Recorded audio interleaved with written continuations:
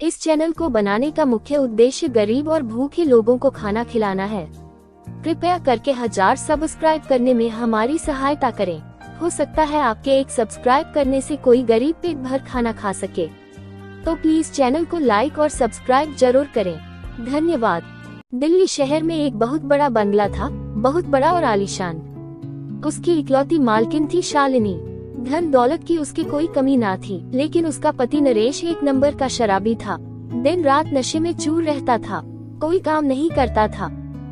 उसका एक दोस्त था कन्हैया, जो नरेश के पैसों पर ऐश करता था। वो नरेश को उसकी बीवी की दौलत हथियाने की राय देता रहता था। शालिनी नरेश को बहुत समझाती कि नशा करना छोड़ दे और काम में उसका हाथ बटाए, पर नरेश पर कोई फर्क नहीं पड़ता। एक दिन शालिनी को बहुत गुस्सा आया और नरेश को बोला कि अगर वो ना सुधरा तो जायदाद से बेदखल कर देगी। ये बात नरेश ने कन्हैया को बताई कि शालिनी उसे उसकी जायदाद से निकालने की धमकी दी है। अब वो क्या करे?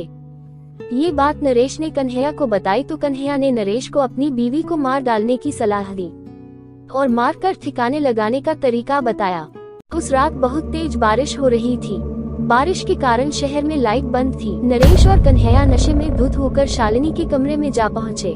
नरेश ने तकिया उठाया और बिना रहम खाए शालिनी को तकिए से गला दबाकर मार डाला। नरेश शालिनी की लाश को बोली में डालकर बाहर ले गया। नरेश और कन्हैया ने शालिनी की लाश को ठिकाने लगाने का प्लान बनाया। नरेश और कन्हैया शालिनी की लाश को लेकर शहर से बाहर चल दिए। दोनों ने मिलकर गड्ढा खोदा और तेज बारिश में उन्हें देखने वाला कोई ना था।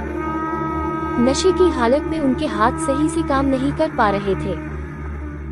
दोनों ने घर आकर शराब पी और पुलिस से बचने की योजना बनाई। पुलिस ने काफी पूछताछ की, पर नरेश के खिलाफ कोई पुख्ता सबूत नहीं मिला। हालांकि इंस्पेक्टर को नरेश पर पूरा शक था।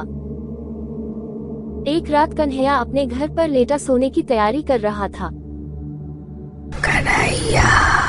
कोई आवाज सुनकर कन्हैया की नींद उड़ गई। उस आवाज को अपना वहम जानकर वो रसोई में पानी पीने जाता है। कन्हैया को नींद नहीं आती तो वह बरामदे में आकर बैठ जाता है। तेज बारिश को देख उसे उस दिन की घटना याद आती है। तभी अचानक उस भयानक चेहरे वाली औरत को देखकर उसके होश उड़ जाते हैं। उसे वो औरत शालिनी की आत्मा लगती है और वो ये बात नरेश को बताने के लिए उसे फोन करता है। पर नरेश उसकी बात सुनकर हंसता है और नशे में शालिनी को देखा होगा ऐसा कन्हैया को बोलता है। पर कन्हैया को पूरा विश्वास होता है कि उसने शालिनी की आत्मा को ही देखा है। तभी अचानक मार डालूंगी, मैं सबको मार डालूंगी। अगली सुबह सड़क पर कन्हैया की लाश पड़ी मिलती है, जिसे देखकर नरेश के होश उड़ जाते हैं। उसी रात नरेश, मैं तुम्हें अपने साथ ले जाने आई हूँ, चलोगी मेरे साथ?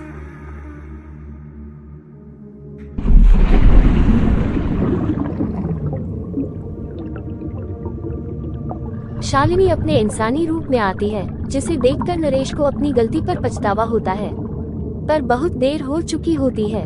इंस्पेक्टर ने नरेश की लाश पानी में तैरती देखी। तभी शालिनी की आत्मा उसे दिखाई देती है तो वह सारी बात समझ जाता है। शालिनी अपना बदला लेकर चली जाती है।